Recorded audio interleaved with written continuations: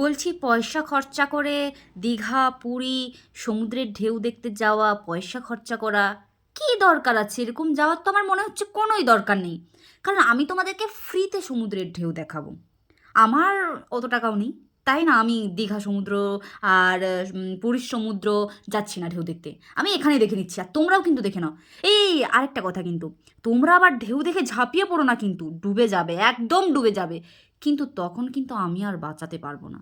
সত্যি কথা, একদম রিয়েল কথা বলছি, আমি কিন্তু বাঁচাতে পারবো না। তো চলো আমরা দেখে নিই ঢেউটা।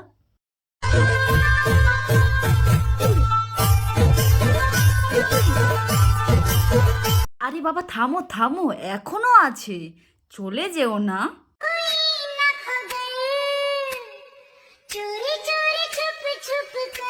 বলছি বৌদি, তোমার ভেতরেটা নেই বুঝতে পারলাম, কিন্তু তুমি তো তোমার বয়ফ্রেন্ডের একটা স্যান্ডো গেঞ্জি পরে নিতে পারতে, তাহলে এত ঢেউ উঠতো না।